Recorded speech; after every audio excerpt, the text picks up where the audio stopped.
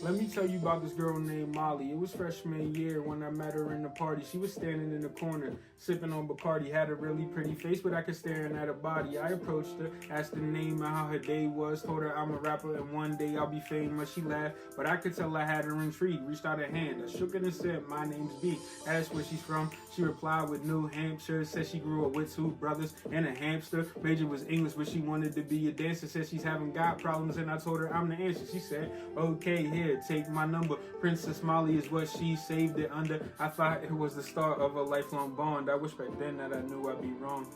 Cause see, over the months, me and Molly got close. I even learned her favorite breakfast was juice with French toast. Her favorite movie was It, but she was terrified of ghosts. And them deep convos is what she liked the most. Wanted to talk about politics and religion. Wanted to know the difference between Catholics and Christians. Wanted to know if I thought rappers were really thugging. Wanted to know if I thought Trump was really bugging. Also wanted to talk about all of her dreams and how all she ever wanted was to be treated like a queen. Maybe travel the world, have a couple of kids, and how one day she was gonna marry Wiz. I told her, chase her dreams, don't let anybody stop her. They'll always take shots and don't let the haters block her. I told her if any dude hurt her, I swear to God I'm gonna pop him. I'm not Chance the Rapper. They don't want these problems, but this is where the story gets deep. Molly fighting an uphill battle, that shit was steep. She never told me about her father or the abuse. She never told me how her uncle raped her when she was 2. See, her whole life dudes did nothing but play her.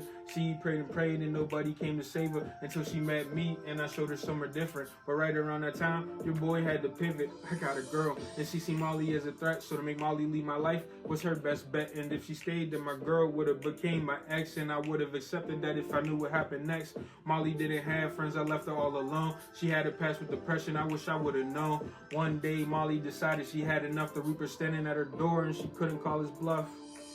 Before she went, she did one last thing, and that was write a letter to me.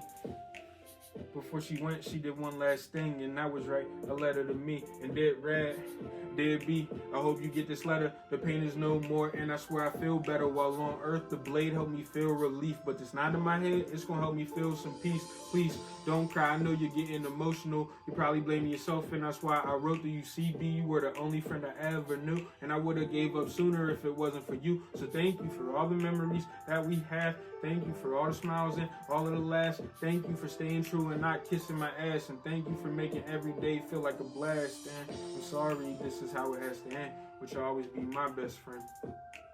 I'm sorry this is how it has to end, but you'll always be my best friend. Love, Molly.